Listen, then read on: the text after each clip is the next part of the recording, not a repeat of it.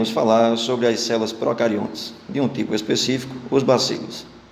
As células procariontes são organismos unicelulares, simples, que não possuem compartimentalização membranosas de seus produtos intracelulares.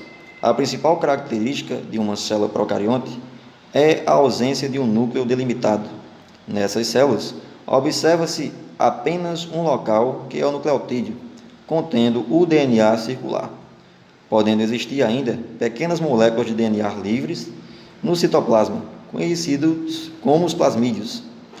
Essas células, as procariontes, destacam-se também pela ausência de organelas membranosas, como o redículo endoplasmático e o complexo Golgiense. Nessas são encontradas, em menor tamanho, apenas os ribossomos, organelas relacionadas com o processo de síntese da proteína. Visando um ponto mais específico das células procariontes, do tipo bacilos, essas são bactérias que possuem formato de bastonete. Estes micro-organismos são muito pequenos, sendo que esses bacilos são causadores de doenças, muitas delas graves. Esses são divididos em dois tipos, os gram-positivos e os gram-negativos, onde os gram-negativos são os causadores das doenças graves nos seres humanos. Tendo as células procariontes e seus tipos mais específicos, como bacilos, entramos agora também em sua estrutura.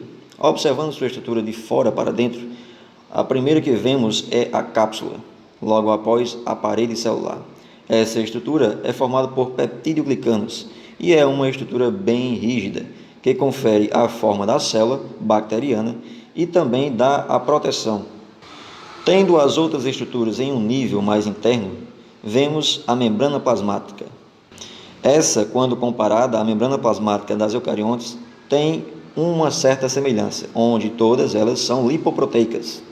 E na parte interna dessa célula, nós temos o citoplasma bacteriano, que está em sua forma gelatinosa e com muitas substâncias dissolvidas. Presente também nesse citoplasma, nós temos os ribossomos, que quando comparado aos ribossomos das células eucariontes, tem a mesma função, onde ele se encarrega pela síntese proteica. Esses ribossomos, também comparados aos ribossomos eucariontes, têm o seu tamanho mais reduzido, quando nas células procariontes.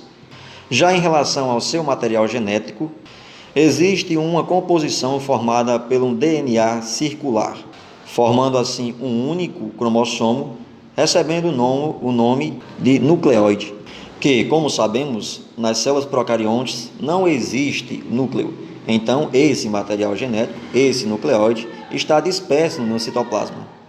Nesse citoplasma também está presente uma outra forma de DNA circular, que recebe o nome de plasmídio, que se encontra com menor quantidade de genes quando comparado ao grande DNA. Outra estrutura presente são os flagelos. Esses são longos filamentos proteicos, que têm a função de locomoção. Visando mais uma estrutura nas células procariontes, é possível observar os pílulos. Esse tem a função de ancoragem da bactéria ao seu meio.